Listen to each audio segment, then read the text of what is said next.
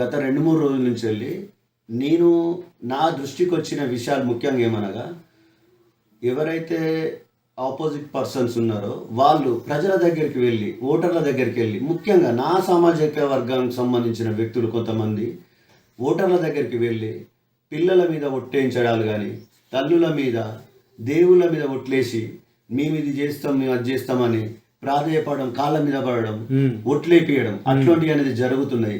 అలా కాకుండా నేను ఈ అభివృద్ధి చేస్తాను, నేను ఈ పరంగా మీకోసం వర్క్ చేస్తాను, మీకోసం కష్టపడతాను, ఇది చెప్పండి, ఓట్లు అడగండి. కానీ ప్రజలని, మంచిగా ఉన్న ఓటర్లని ప్రభావితం చేసి అది మద్యంలో ఏదో విధంగా చేసి ఇట్లా భయభ్రాంతులకు గురి చేసి ఇట్లాంటి రాజకీయాలు అనేది ప్లీజ్ దయచేసి చేయకండి. అదేవిధంగా నేను ఓటర్లను, మన విలేజ్ ఓటర్లను మెయిన్గా రిక్వెస్ట్ చేసేది ఏంటంటే, అట్లాంటి వ్యక్తులకు మీరు కూడా మీ యొక్క అమూల్యమైన ఓటుని వృధా చేసుకోరని నేనైతే కంప్లీట్గా, నాకు మన విలేజ్ పర్సన్స్ మీద కంప్లీట్ విశ్వాసం ఉంది. మంచిని ఎక్కడున్నా కూడా యాక్సెప్ట్ చేస్తారని నేను పక్కా అనుకుంటున్నాను. అది ఈ పార్టీ ఆ పార్టీ కానీ మెయిన్ కావాల్సింది ఏంటంటే, మనకు ఆజెండా ఎజెండా కాదు, మెయిన్ ఎజెండా మన విలేజ్ ఎజెండా, మన విలేజ్ డెవలప్మెంట్ ఎజెండానే మెయిన్ ఇంపార్టెంట్.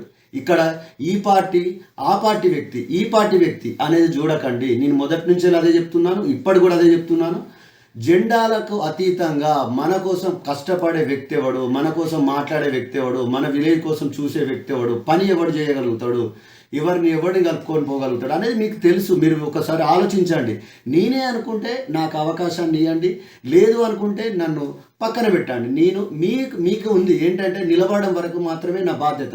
గెలిపించేది అనేది మీ మీద ఉంది, అది మీ మీద డిపెండ్ అయి ఉన్నది. నాకు ఓటేస్తారా వేయరా, నేను నిలబడడం వరకు, నాకు రాజ్యాంగం కల్పించిన హక్కు వరకు నేను నిలబడ్డాను.